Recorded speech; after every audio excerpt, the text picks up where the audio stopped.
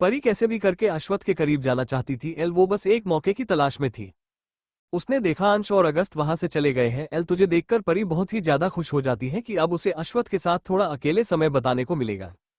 उसने अपने चेहरे को घुमाया और अश्वत्थ को देखते हुए उदास होकर बोली, अंडरस्कोर सर, मुझे पता है आप आज भी अनन्या को भूल नहीं पाए हैं, लेकिन वह जा चुकी है और कभी वापस नहीं आ सकती है, क्योंकि जो लोग हमें छोड़कर चले जाते हैं वो कभी वापस नहीं आते। अब आप हमेशा इस उम्मीद में ही तो नहीं रह सकते कि अनन्या वापस आएगी, और ना ही आप ऐसे ही अपनी जिंदगी बर्बाद कर सकते हैं। सर, आप सिर्फ 28 साल के हैं, अभी आपके पास अपनी पूरी जिंदगी बची है, आपको तो कोई भी अच्छी लड़की मिल जाएगी। इतना कहते ही वो शर्माते हुए अपने बालों को कान के पीछे करने लगती है। परी यही नहीं रुकी, वह धीरे धीरे अश्वत्थ की तरफ बढ़ने लगी, जो इस वक्त अपने सीओ की चेयर पर बिना किसी इमोशन से बैठा हुआ था। अश्वत्थ ने जब परी को अपने पास आते हुए देखा तो उसकी आंखें गहरी हो गई।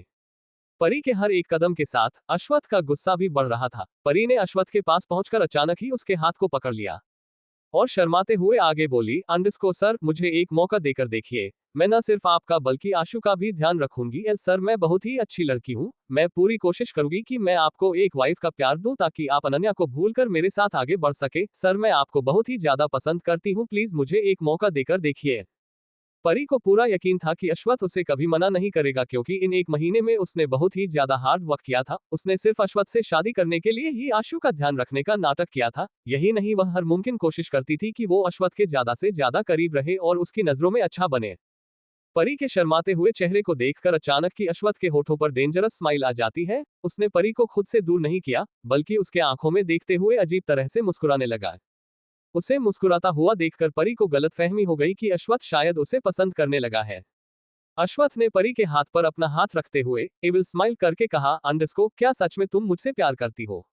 उसके सवाल को सुनकर परी अपने होठों को अपने दांतों से कटने लगती है और फिर शर्माते हुए अपनी गर्दन हाँ में हिलाकर बोली, अंडरस्को, ये सर, मैं आपको बहुत ही ज्यादा पसंद करती हूँ, इतना कि मैं आपके लिए कुछ भी कर सकती हूँ, यहाँ तक कि अपनी जान भी दे सकती हूँ। परी ने फ्लो में जो भी मन में आया वह सब बोल दिया ताकि अश्वत्थ इंप्रेस हो जाए। वही अपनी जान देने वाली बात सुनकर अश्वत्थ अपने चेयर पर टेक लगाकर बड़े ही स्टाइल से बैठ जाता है और उसे अपने गहरी मिस्टीरियस आय से देखते हुए सर्द आवाज में बोला, अंडरस्को, ऐसी बात है एल। इतना कहकर वो कुछ सोचने का नाटक करने लगा तो उसे कुछ सोचते हुए देखकर परी टेंशन में अपने दोनों हाथों को लॉक कर लेती है और भगवान से प्रार्थना करने लगती है कि काश अश्वत्थ उससे शादी करने के लिए हाँ बोल दे। वही शायद भगवान भी आज उस पर मेहरबान थे।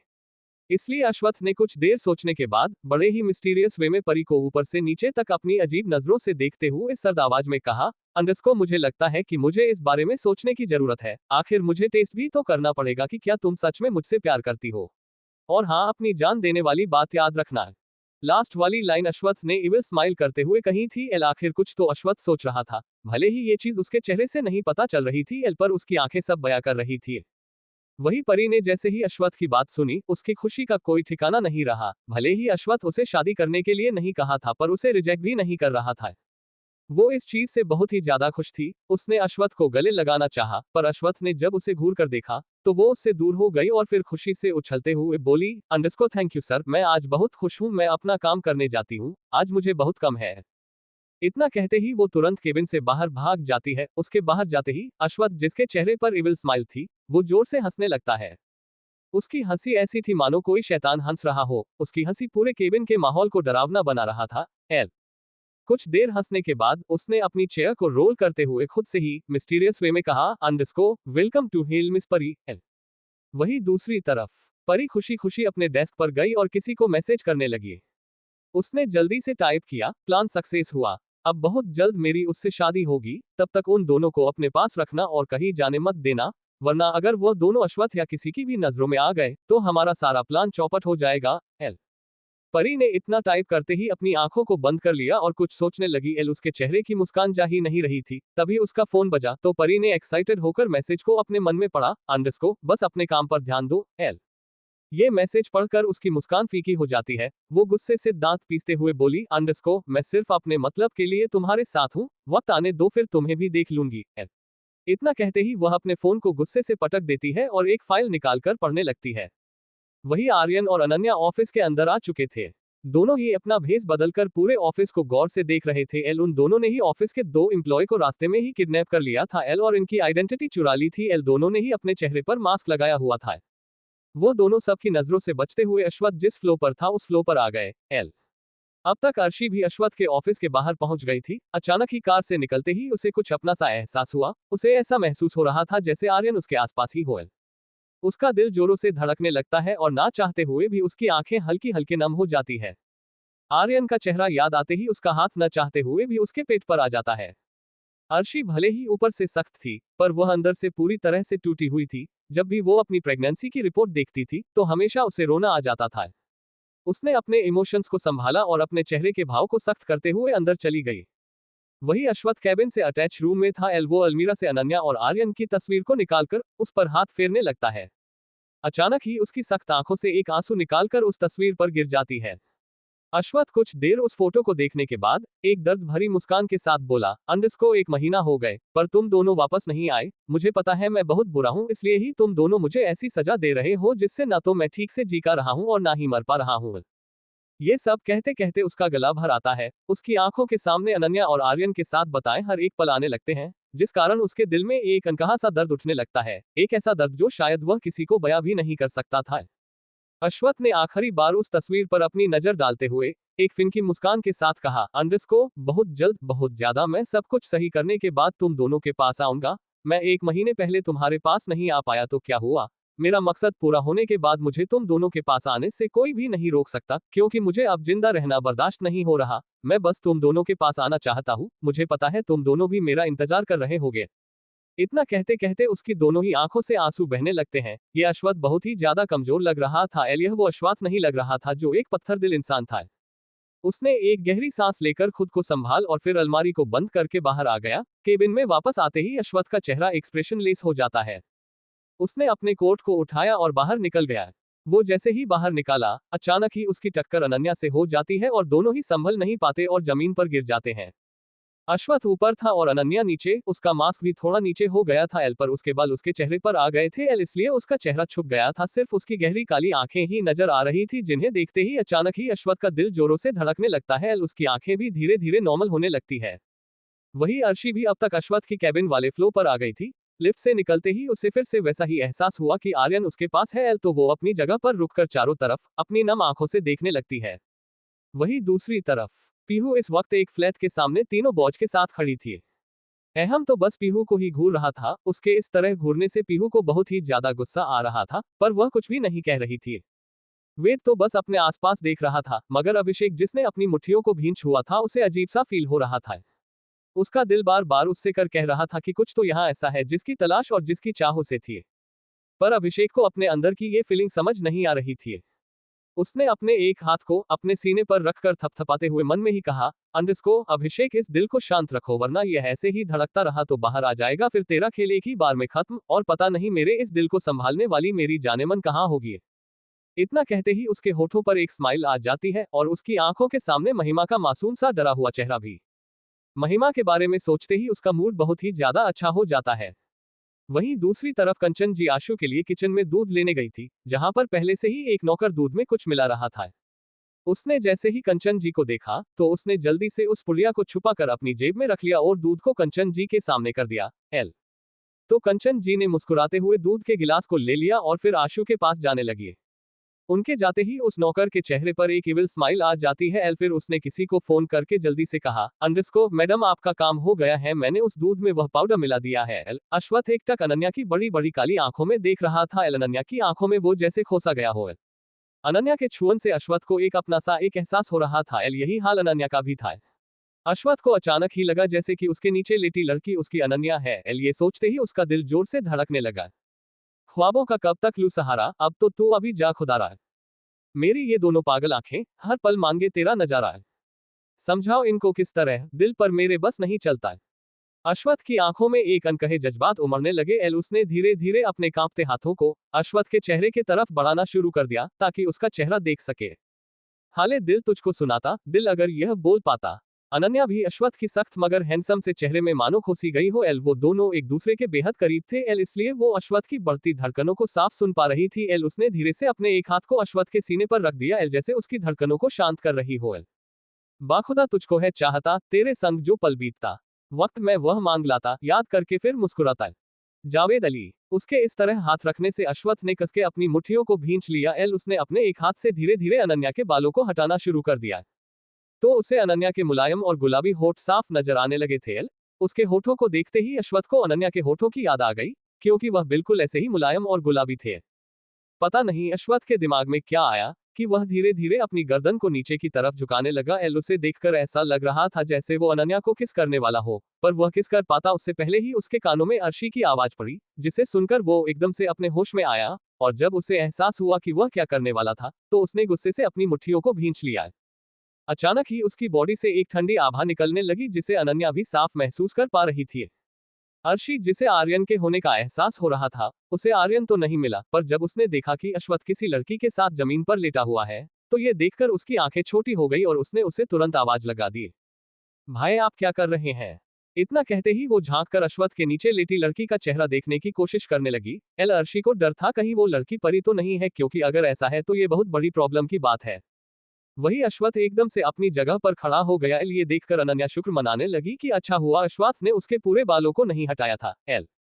वो जल्दी से अपने मास्क को ठीक करते हुए खड़ी हो गई और एकदम से वहां से भागने लगी। पर वो एक कदम भी आगे बढ़ाती, उससे पहले ही अश्वथ ने उसके हाथों को पकड़ लिया और उसके हाथ को बेदर्दी से उसके पीठ पर मोड़ते हुए गुस्से से अपनी सर्द आवाज में बोला, अंडस्को, तुम्हारी हिम्मत कैसे हुई मुझे छूने की, और तुम मेरे केबिन के पास क्या कर रही हो, क्योंकि यहाँ पर कोई भी अलाउड नहीं है। क्या तुम यहाँ किसी मकसद से नहीं आए हो या फिर?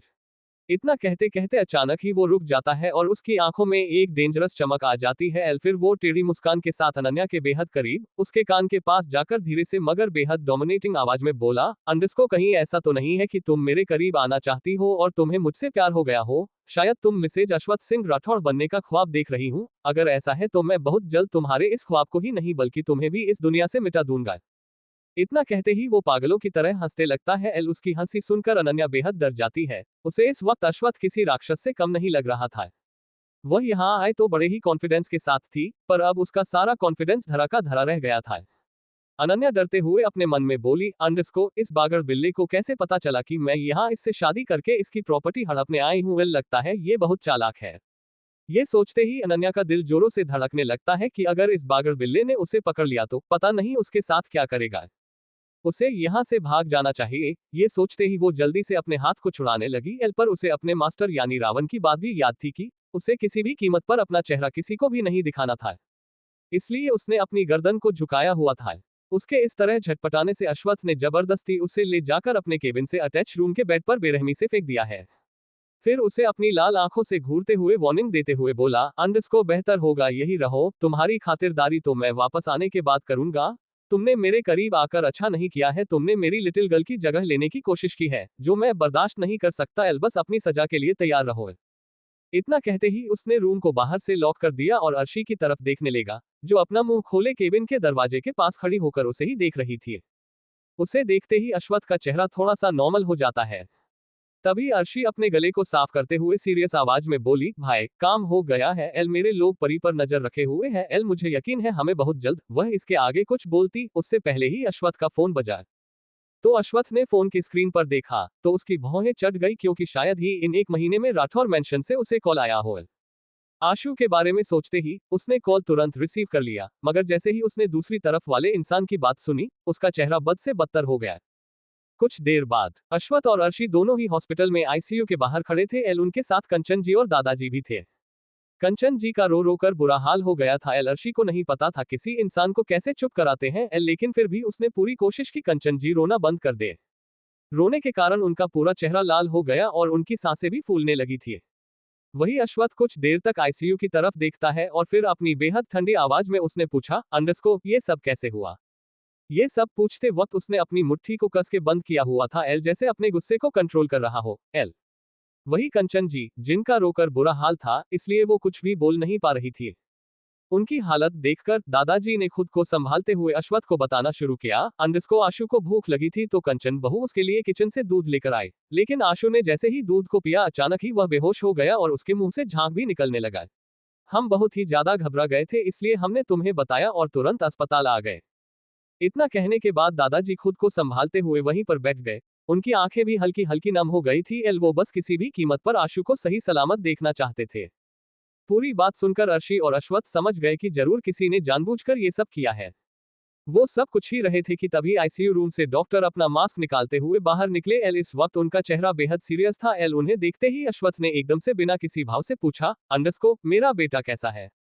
उसका सवाल सुनते ही डॉक्टर जो सीरियस थे एल उन्होंने एक नजर अश्वथ के चेहरे को देखा और फिर आईसीयू रूम के अंदर की तरफ देखते हुए थोड़ा परेशान होकर बोले, अंडरस्को, देखिए बच्चे जहर दिया गया है। वो तो अच्छा हुआ आप सही टाइम पर हॉस्पिटल आ गए, वरना उस बच्चे की जान।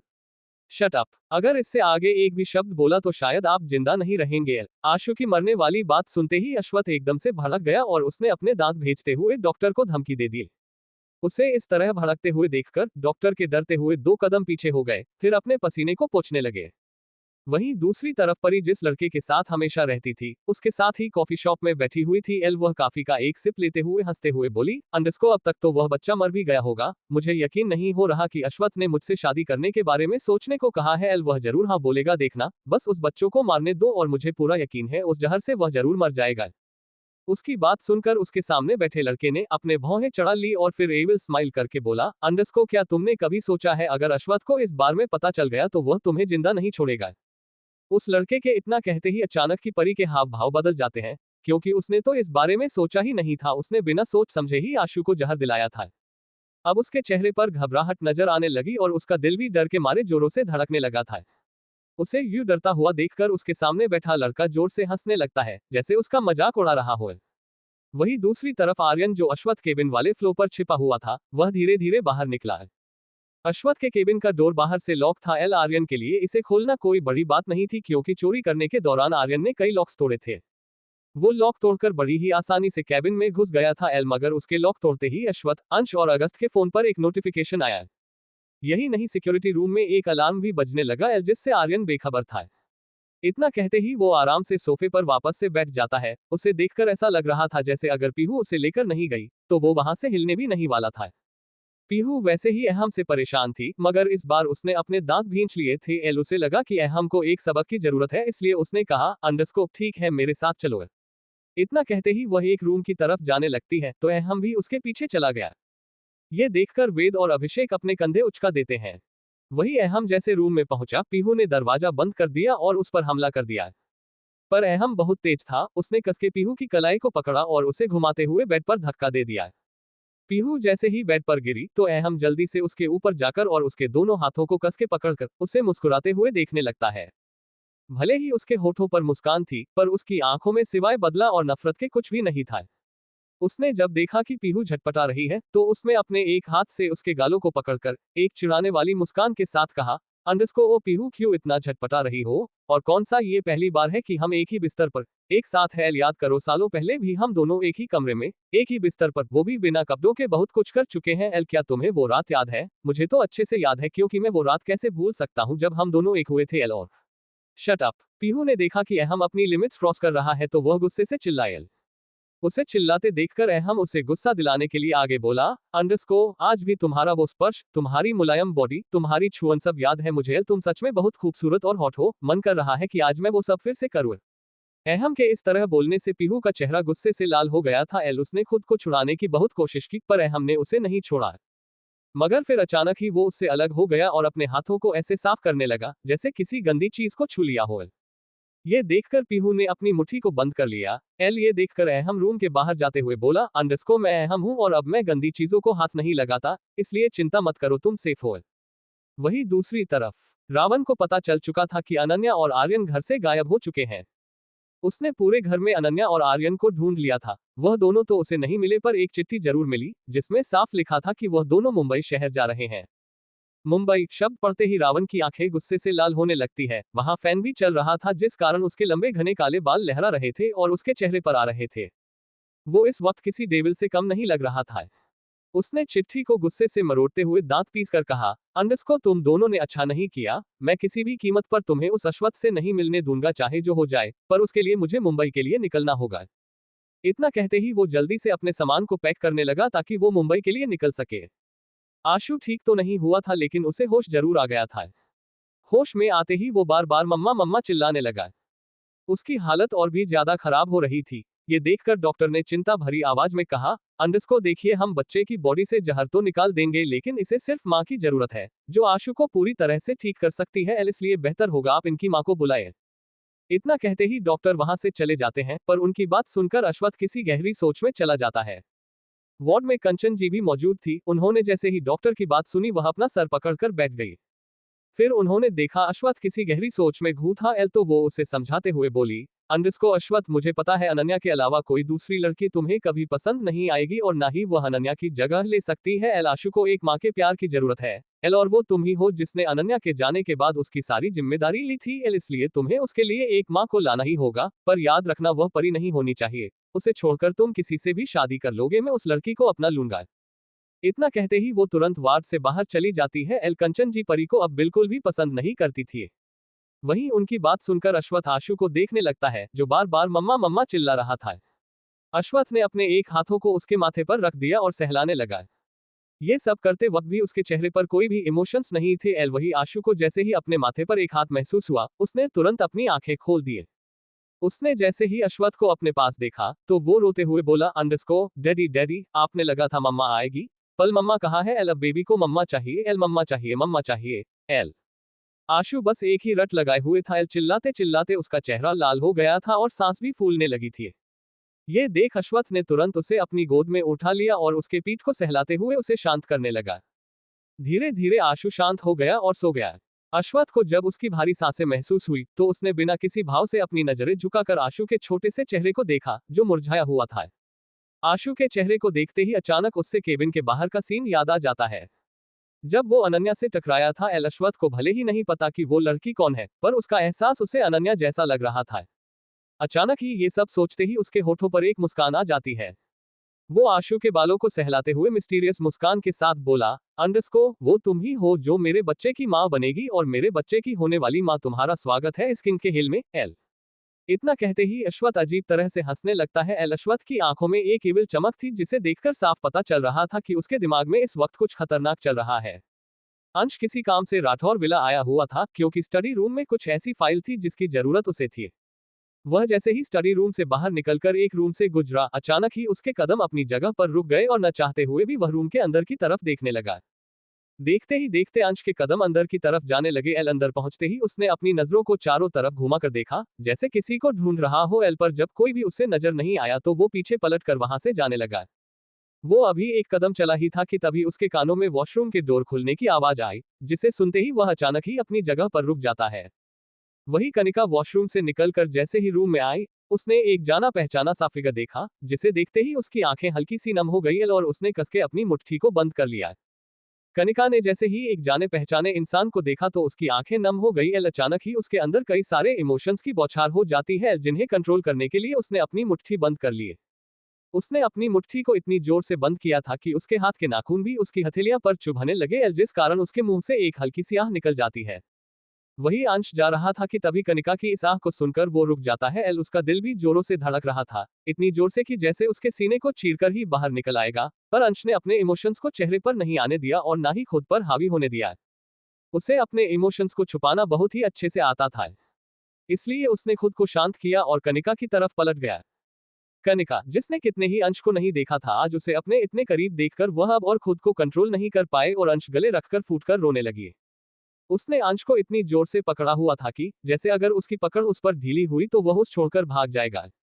उसने अंश पर अपनी पकड़ कसते हुए रोकर कहा, अंश तुम क्यों ऐसे बिहेव करते हो जैसे हमारा कोई रिश्ता ही ना हो? तुम्हें पता है तुम्हारे इस बिहेवियर से मुझे कितना हर्ट होता है। वो तुम ही हो ना जिसने 1 महीने पहले मुझसे कहा था कि तुम मुझसे शादी करोगी? वह तुम ही थे जो मुझे इस घर में लेकर आए थे। फिर क्यों तुम मुझसे शादी नहीं कर रहे हो? क्यों तुम मुझसे नजर नहीं मिलाते हो? क्यों तुम मेरे सामने आने से बचते हो? बोलो, तुम ऐसा क्यों करते हो? तुम्हें पता है तुम्हारे इस हरकत से मुझे कितना दर्द होता है। मेरा दिल कितना तड़पता है। इतना कहते कहते उसका गला भर आया कि वो अब कुछ बोल भी नहीं पा रही थी। उसने अंश के सीने से अपना चेहरा हटाकर उसकी आंखों में देखा। कनिका की आंखों से बेहिसाब आंसू बह रहे थे, जिन्हें देखकर अंश को अपने दिल में दर्द हो रहा था। उसे ऐसा महसूस हो रहा था जैसे किसी ने उसके दिल में खंजर घोंप दिया हो। पर फिर भी उसने कनिका को गले से नहीं लगाया। अंश कनिका से बहुत प्यार करता था, पर उसने इन 1 महीने में उससे दूरी बना ली थी। वो उससे ज्यादा बात भी नहीं करता था। उसने कनिका के आंसू को पोंछते हुए अपने मन में कहा, मैं तुमसे बहुत प्यार करता हूँ, लेकिन मैं तुम्हें अभी अपना नहीं सकता और नहीं तुम्हारे साथ खुश रह सकता हूँ, क्योंकि मेरे बॉस को मेरी जरूरत है। मेरी जिंदगी में वह सबसे ऊपर है। उनके आगे मेरी खुशियों का भी कोई मतलब नहीं। जब तक वह अपनी जिंदगी में आगे नहीं बढ़ते तब तक मैं भी अपनी जिंदगी तुम्हारे साथ खुशी खुशी नहीं बीता सकता, क्योंकि मेरे उसूल मुझे इसकी इजाजत नहीं देते हैं।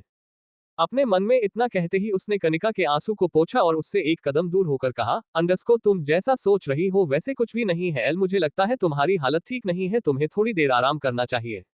इतना कहते ही उसने बिना कनिका की बात सुने पीछे मुड़ा और वहां से चला गया। एल उसके जाने के बाद कनिका वहीं जमीन पर बैठकर रोने लगी। अंश की खामोशी कनिका के मन में गलतफहमियां पैदा कर रही थी। एल उसने रोते हुए खुद को मिरर में देखा, उसे इस वक्त खुद की हालत पर तरस आ रहा था। अचानक ही उसकी नजर अपने जले हुए निशान पर पड़ी, जिसे देखते ही उसके मन में कड़वाहट भर गई। उसने मिरर में एक टक अपने जले हुए निशान को देखते हुए एक दर्द भरी मुस्कान के साथ कहा, अंडस्को, मुझे शायद पता है कि तुम क्यों ऐसा कर रहे हो। तुम भी बाकी मर्दों की तरह ही हो जिसे सिर्फ खूबसूरती से प्यार है, और तुम्हारे लिए सिर्फ तुम्हारा दोस्त ही मायने रखते हैं, मैं कुछ भी नहीं। एल अंश, तुम्हें अब फैसला लेना ही होगा, तुम्हें मेरे साथ रहना है, यह अपनी दोस्त निभानी है। इतना कहते ही वो अपने फेस को अपने घुटनों में छुपा कर रोने लगी। कनिका अंदाजा भी नहीं लगा सकती थी कि सभी बॉयज अपनी दोस्ती और अपने दोस्त के लिए किसी भी हद तक जा सकते हैं। एल वो न सिर्फ दोस्त है बल्कि एक दूसरे के हिस्से भी है, जो एक दूसरे के बिना अधूरे हैं। वही रावण कुछ ही घंटों में मुंबई आ गया था। मुंबई पहुंचते ही वो जैसे ही एक होटल के पास पहुंचा, अचानक ही वो किसी से टकरा जाता है। टक्कर ज्यादा जोर से नहीं थी एल, इसलिए रावण और उसके सामने वाला इंसान सही सलामत थे। रावण ने अपना हुलिया चेंज किया हुआ था एल, उसने एक बुरे आदमी का गेटअप लिया हुआ था एल, इसलिए सामने वाले इंसान को लग रहा था कि वह कोई बुरा आदमी है। इसलिए उस लड़की ने रावण को ऊपर से नीचे तक देखते हुए चिंता भरी आवाज में पूछा, अंडस्को अंकल, क्या ठीक है? आपको लगी तो नहीं है? रावण, जो उस लड़की को इग्नोर करके वहां से जाने वाला था, उसने जैसे ही उसकी आवाज सुनी, अचानक ही उसके कदम अपनी जगह पर रुक गए और उसकी आंखें एकदम से बड़ी हो गई। उसे उस लड़की की आवाज कुछ जानी पहचानी लग रही थी एल, और उसकी आवक सुनकर उसकी आंखों के सामने कुछ सीन आने लगते हैं, जहां पर एक बच्ची उससे लिपट कर रोते हुए बोलती है, अंडस्को भैया भैया, मुझे भी चॉकलेट चाहिए। उस बच्ची की मासूम सी शक्ल को देखते ही 15 साल के रावण का दिल पिघल जाता है। ये याद आते ही रावण ने अपनी मुट्ठियों को भींच लिया और धीरे धीरे पलटकर उस लड़की की शक्ल को देखने लगा। उस लड़की की शक्ल देखते ही रावण एकदम से शॉक हो जाता है एल, उसके पैरों से तो जैसे जमीन ही खिसक गई थी एल, वो लड़की कोई और नहीं बल्कि पीहू थी। रावण बेयकीनी से पीहू को देख रहा था एल, वही उसके इस तरह देखने से पीहू को बहुत ही ज्यादा अजीब लग रहा था। उसे लग रहा था कि शायद उसके सामने खड़े बुरे आदमी को कुछ चाहिए, इसलिए उसने उससे पूछा, अंडस्को अंकल, क्या आपको कुछ चाहिए? वही रावण ने एक टक पीहू की शक्ल को देखते हुए उससे हकलाते हुए पूछा, अंडस्को, तुम्हारा नाम क्या है? और तुम्हारी फैमिली में कौन कौन है? रावण चाहता था कि पीहू उसके सवाल का जवाब दे, इसलिए वो बेसब्र होकर उसे देखने लगता है। वही रावण पीहू को व्यवहार बहुत ही अजीब लगता है, पर उसने ज्यादा ध्यान नहीं दिया और एक गहरी सांस लेते हुए जवाब दिया, अंडस्को, मेरा नाम पीहू है और मैं अनाथ हूं, मेरा कोई नहीं है। इतना जवाब देते ही वह वहां बिल्कुल नहीं रुकी और तुरंत होटल से बाहर चली गई। पीहू जब तक चली नहीं गई तब तक रावण उसे घूरता रहा एल, वही उसके मुंह से अनाथ शब्द सुनते ही उसे ऐसा लग रहा था जैसे किसी ने उसके सीने पर खंजर मार दिया हो। वो काफी ज्यादा इमोशनल हो गया था एल, मगर तभी उसके दिमाग में कुछ आया और उसने हैरान होकर कहा, अंडस्को, इसका मतलब अश्वथ ने मेरी गुड़िया के साथ कुछ भी नहीं किया था एल, पर अंकल ने कहा था कि अश्वथ ने मेरी गुड़िया के साथ जबरदस्ती की और फिर उसे मार दिया था एल, तो क्या उन्होंने मुझसे झूठ बोला और क्या वो मुझे अश्वथ के खिलाफ भड़काना चाहते थे एल, पर इससे उन्हें क्या हासिल होगा, मुझे पता करना ही होगा, पर उससे पहले मुझे अब कैसे भी करके अश्वथ से मिलकर इस बारे में बात करनी होगी, कोई तो है तो हम सभी को अपने जाल में फंसाना चाहता है। रावने को यकीन नहीं हो रहा था कि उसके अंकल, जिस पर उसने इतना भरोसा किया था, वो उससे झूठ बोल सकते हैं। वह यही सब सोचते हुए होटल के अंदर चला जाता है एल, वो अब जल्द से जल्द किसी भी तरह अश्वथ से मिलना चाहता था। रावण अश्वथ से नफरत करता था क्योंकि उसके अंकल ने ही कहा था कि अश्वथ ने उसके डैड और बहन को मार दिया है एल, यहाँ तक कि उन्होंने उससे कहा कि उसकी बहन के साथ अश्वथ ने जबरदस्ती भी की थी एल, और रावण ने भी बिना सोचे समझे उनकी बातों पर भरोसा कर लिया और अश्वथ को हराने के लिए गलत रास्ता चुना। रावण जिस होटल में गया था वहीं पर एजेंट को टीम भी थी, जिन्होंने तीनों बॉयज को भी यहीं पर रखा था। वहीं दूसरी तरफ आशु अश्वथ को नहीं छोड़ रहा था, इसीलिए अश्वथ एक डॉक्टर की टीम को लेकर ही आशु के साथ अपने ऑफिस आ जाता है।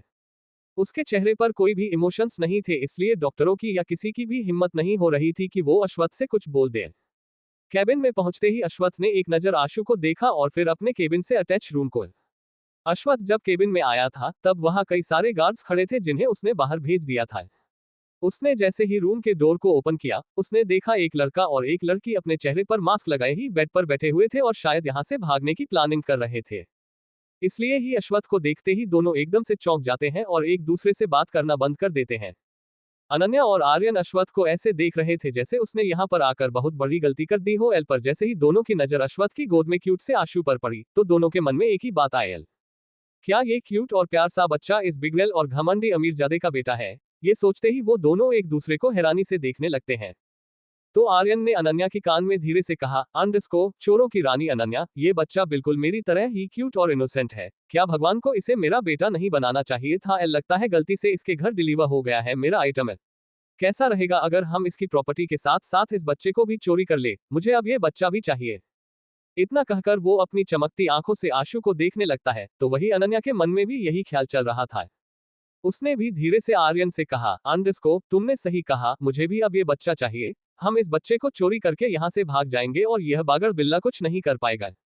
इतना कहते ही वो मुंह बनाने लगती है। वही दोनों की खुसुर फुसुर करते देख अश्वत्थ अपनी भौहें चढ़ा लेता है। उस बेचारे को तो पता भी नहीं था कि आर्यन और अनन्या आशु को चोरी करने की प्लानिंग कर रहे थे। अश्वत्थ जाकर दोनों के सामने खड़ा हो जाता है और अपने इमोशनलेस चेहरे से दोनों को घूरने लगता है। उसके घूरने से अब दोनों को डर लगने लगा था। तभी आशु, जिसका चेहरा मुरझाया हुआ था, उस पर अचानक ही चमक आ जाती है। वो तुरंत अनन्या की गोद में कूदते हुए चिल्लाया, अंडरस्को मम्मा मम्मा मम्मा मम्मा। अनन्या की गोद में जाकर आशु बहुत ही ज्यादा खुश था। पर उसके मुंह से मम्मा शब्द सुनकर सिर्फ अनन्या आर्यन ही नहीं बल्कि अश्वत्थ भी हैरान था, क्योंकि आशु किसी की भी गोद में ऐसे ही नहीं जाता था और न ही वो किसी को मम्मा कहता था। अश्वत्थ अब अपनी शक भरी नजरों से दोनों को घूर रहा था। एल अश्वत्थ आशु के इस एक्शन से काफी हैरान था। एल पर उसने अपनी हैरानी को अपने चेहरे पर नहीं आने दिया। एल उसके मन में इस वक्त कई सवाल चल रहे थे, क्योंकि आशु अनन्या के अलावा कभी भी किसी और को मम्मा नहीं कहता था और ना ही किसी की गोद में जाता था। यहाँ तक कि वो अपनी मर्जी से कभी भी परी और कनिका की गोद में भी नहीं गया। वही आशु अनन्या की गोद में बैठकर बहुत ही ज्यादा खुश था। एल उसने अपनी बाहों को अनन्या के गले में डालकर मुस्कुराते हुए अपनी क्यूट सी वॉइस में शिकायत करते हुए बोला, अंडरस्को मम्मा आप आ गई। एल आपको पता है आशु ने आपको बहुत मिस किया, पल आप कहाँ थी? मैं आप अच्छे नाराज हूँ। अनन्या से इतना कहते ही आशु ने नाराजगी से अपने छोटे से चेहरे को फुल लिया और दूसरी तरफ देखने लगा। एल मुंह फुलाने के कारण वो और भी क्यूट लग रहा था। ये देखकर आर्यन जल्दी से उसके गालों को पिंच करते हुए खुश होकर फ्लो में बोला, अंडरस्को अरे क्यूटी चिंता मत करो, तुम भी मेरी तरह ही क्यूट और प्यार हो, इसलिए हम तुम्हें भी चोरी करके ले चलेंगे। उसके इतना कहते ही अनन्या की आंखें एकदम से बड़ी हो जाती है और वह गुस्से से आर्यन को देखने लगती है। एल वही कोई और भी था जो आर्यन को गुस्से से घूर रहा था, वह और कोई नहीं बल्कि खुद अश्वत्थ था। अश्वत्थ ने पहले आर्यन और अनन्या पर ध्यान नहीं दिया था, पर चोरी शब्द सुनते ही उसका दिमाग एकदम से दौड़ने लगा और उसने घूर के अनन्या और आर्यन को ऊपर से नीचे तक अभी जलती हुई नजरों से देखा। तो अचानक ही उसके आंखों के सामने वो सीन आने लगा जब दो चोर उसकी कार लेकर भागे थे और गांव में कैसे एक लड़की ने उसे थप्पड़ मारा था और एक लड़का उसे लेकर भाग गया था।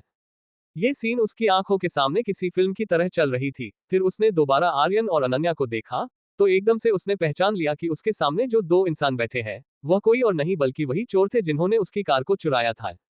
ये याद आते ही उसकी आंखें गुस्से से लाल हो गई, क्योंकि आज तक कभी किसी ने भी उसके यानी अश्वत्थ सिंह राठौड़ के साथ ऐसी हरकत नहीं की थी और की भी थी तो जिंदा नहीं बचा था। एल पर यहाँ तो जिस इंसान ने उसकी कार को चोरी किया और उसे थप्पड़ मारा वो उसके सामने ही आराम से उसके बेड पर बैठे हुए थे। अश्वत्थ की आंखों में गुस्सा देखकर आर्यन और अनन्या समझ गए कि इस बागर बिल्ले अमीरजादे को पता चल चुका है कि उन्होंने ही इसकी कार को चुराई थी। अब वो दोनों घबराहट से एक दूसरे को देखने लगते हैं और फिर अश्वत्थ को, जो अपनी लाल आंखों से उन दोनों को ही देखते हुए अजीब तरह से मुस्कुरा रहा था, एल जैसे उन्हें जिंदा ही खा जाएगा। ये देखकर अनन्या अपने को थूक को गटकते हुए धीरे से आर्यन के कान में बोली, अंडरस्को अब क्या करें? लगता है इस बागर बिल्ले को सब कुछ पता चल चुका है। एल हमें कैसे भी करके यहाँ से भगाना है, वरना हमारी लाश भी किसी को नहीं मिलेगी। बेचारा आर्यन तो पहले से ही डरा हुआ था, वो क्या ही कुछ बोलता है। वो दोनों अभी डरे हुए थे कि तभी उनके कानों में आशु की आवाज पड़ी, जो अपने मुंह को फुलाते अनन्या से बोल रहा था, मम्मा आप मुझे मना क्यों नहीं लही है? एल क्या अब आप मुझसे प्यार नहीं करती हैं? एल क्या अब आप सिर्फ डैडी को प्यार करोगी, मुझे आप अच्छे बात नहीं करनी है? आशु की आवाज सुनते ही अनन्या एकदम से उसकी तरफ देखने लगी और फिर अचानक कि उसके दिमाग में कुछ आया, एल जिस कारण उसकी आंखों में एक चमक आ जाती है और वो अश्वत्थ को एविल स्माइल करके देखने लगी। उसकी डेविल स्माइल देखकर अश्वत्थ की भौहें चढ़ गई, एल क्योंकि उसे समझ नहीं आ रहा था कि ये चोरनी उसे देखकर मुस्कुरा क्यों रही है। कुछ देर बाद ऑफिस के नीचे अनन्या और आर्यन बाहर की तरफ भाग रहे थे। एल अनन्या की गोद में अभी भी आशु था जो उसे छोड़ने को तैयार ही नहीं था। अनन्या भागते हुए ही आशु को बहलाते हुए बोली, अंडरस्को प्यारे बच्चे मैं तुम्हारी माँ हूं ना, तो मेरी बात को मानो और रोने की एक्टिंग करो ताकि सबको लगे कि मैं तुम्हें नुकसान पहुंचा रही हूं और किडनैप कर रही हूं। अगर तुम ऐसा करते हो तो मैं तुम्हें बाद में ढेर सारी चॉकलेट्स दूंगी और तुम्हें प्यार भी करूंगी। अनन्या को नहीं पता था एक बच्चे को कैसे बहलाते हैं, पर फिर भी उसने अपनी पूरी कोशिश की, पर उसकी कोशिश रंग भी लाई क्योंकि उसकी बात सुनकर आशु बहुत ही ज्यादा खुश हो गया था और अपनी चमकती आंखों से उसे ही देख रहा था। आशु को अब भी चुप देखकर आर्यन जल्दी से बोला, अंडरस्को अरे रो एल। उसके इतना कहते ही आशु ने अपनी एक्टिंग स्किल्स दिखाना शुरू कर दिया। वो जोर से रोते हुए चिल्लाया, अंडरस्को डैडी बचाओ, डैडी बचाओ एल। आशु अपनी तरफ से रोने की पूरी कोशिश कर रहा था, पर उसकी आंखों से आंसू नहीं निकल रहे थे एल। बाकी सबको देखकर यही लग रहा था कि आशु रो रहा है, लेकिन अश्वथ बहुत ही अच्छे से जानता था कि आशु नाटक कर रहा है। अनन्या ने अपने हाथ में पकड़े खंजर को एकदम से आशु की तरफ करते हुए कुछ ही दूरी पर खड़े अश्वथ को धमकी देते हुए कहा, अंडरस्को अगर अपने बच्चे को बचाना चाहते हो तो हमारे पीछे मत आना, वरना मुझे भी नहीं पता मैं तुम्हारे बच्चे के साथ क्या करूंगी। अनन्या की खोखली धमकियों से अश्वथ डरने वालों में से नहीं था एल। वह धीरे धीरे गुस्से से उसकी तरफ बढ़ने लगा। ये देखकर अनन्या ने खंजर को आशु की कलाई पर रख दिया। एल मैं मजाक नहीं कर रही हूँ एल। ये सब बोलते वक्त इस बार उसकी आंखें बहुत ज्यादा सीरियस लग रही थी। तो अश्वथ अपनी जगह पर रुक गया और उसने अपने गार्ड्स को भी रुकने का इशारा करते हुए अनन्या को गुस्से से देखा, अगर मेरे बेटे को एक खर्च भी आए तो तुम सोच भी नहीं सकती कि मैं तुम्हारे साथ क्या करूंगा। चुपचाप मेरे पास आ जाओ वरना इसका अंजाम बहुत बुरा होगा। तुम अपने अंजाम की चिंता करो, बागड़ बिल्ले मेरी नहीं, और तुम्हारा ये 2 पैसे का घमंड तोड़ने मैं दोबारा जरूर आऊंगी, मेरा इंतजार करना। इतना कहते ही उसने अपनी 2 उंगलियों से अश्वथ को सैल्यूट का इशारा किया और कार में बैठ गई। पर तभी अनजाने में ही आशु के हाथ से अनन्या का मास्क थोड़ा नीचे खिसक जाता है एल, जिस कारण उसके चेहरे की एक झलक दिखती है। पर अनन्या जल्दी से अपने मास्क को ऊपर कर लेती है और आर्यन को कार चलाने का ऑर्डर देती है। तो आर्यन तुरंत कार को फुल स्पीड से भगा देता है। वही अश्वथ जो अपनी गन लेकर अनन्या की तरफ बढ़ रहा था ताकि उसे मार सके, उसने उसकी एक झलक देख ली थी, भले ही वह सिर्फ 1 सेकंड के लिए था, पर उसने अनन्या का चेहरा देख लिया था। उसे अपनी आंखों पर विश्वास नहीं हो रहा था। वो इतना ज्यादा शॉक हो गया था कि उसके हाथ से गन छूटकर जमीन पर गिर गई और वो किसी पुतले की तरह अपनी जगह पर खड़ा रहा। अश्वथ को ऐसा लग रहा था जैसे ये उसका भ्रम था एल। उसके चेहरे पर इस वक्त कोई भी इमोशंस नहीं थे, पर उसके अंदर तूफान मचा हुआ था एल। उसे समझ नहीं आ रहा था कि वो कैसे रिएक्ट करे, वो खुश हो या दुखी हो। वो अभी इसी कश्मकश में था कि तभी एक बॉडीगार्ड्स ने अपनी एक टीम को अनन्या के पीछे जाने का इशारा करते हुए अश्वथ से पूछा, अंडरस्को बॉस आगे क्या करें एल। उसके पूछने के बावजूद भी अश्वथ ने कोई जवाब नहीं दिया, तो उस बॉडीगार्ड्स में फिर से पूछा, अंडरस्को बॉस वो लोग लिटिल बॉस को लेकर गए, हम क्या करें। उसके पूछने के बावजूद भी अश्वथ ने कोई जवाब नहीं दिया, तो उस बॉडीगार्ड्स में फिर से पूछा, अंडरस्को बॉस वो लोग लिटिल बॉस को लेकर गए, हम क्या करें। इस बार बॉडीगार्ड्स की आवाज सुनकर अश्वथ अपने सेंस में वापस आया एल और गुस्से से उसकी तरफ देखने लगा जैसे उसे जान से ही मार देगा। उसके इस लुक को देखकर बॉडीगार्ड ने 2 कदम पीछे ले लिया एल। उसे समझ नहीं आ रहा था कि आखिर उसने किया क्या है जो उसका बॉस गुस्से से उसे देख रहा है। अनन्या के बारे में सोचते ही अश्वथ का दिमाग खराब हो रहा था एल। उसे ऐसा लग रहा था जैसे उसका सर ही फट जाएगा। वहीं दूसरी तरफ अहम को जिस रूम में रखा गया था वह वहां के सोफे पर किसी राजा की तरह आराम से बैठा था और फिर अपने हाथ में पकड़ी बॉल को उछलते हुए खुद से ही बोला, अंडरस्को बेचारी पीहू, उसे तो ये तक नहीं पता कि इस दुनिया में उसका एक भाई भी है, जिसके कारण आज मेरे बॉस की ये हालत है। इतना कहते कहते अचानक ही वो रुक जाता और फिर एक खतरनाक स्माइल करते हुए आगे बोला, अंडरस्को तुम्हारे भाई ने जो कुछ भी किया इसका अंजाम तुम्हें भुगतना होगा एल। जिस तरह से मेरे बॉस ने इन 1 महीने में दुख सहा है एल, उससे कहीं ज्यादा दुख मैं तुम्हें दूंगा, बस इंतजार करो। इतना कहते ही उसने उस बॉल को गुस्से से दीवार पर फेंक दिया एल। उसके चेहरे पर कोई भी इमोशंस नहीं थे, पर उसकी आंखों में सिर्फ बदले की भावना थी।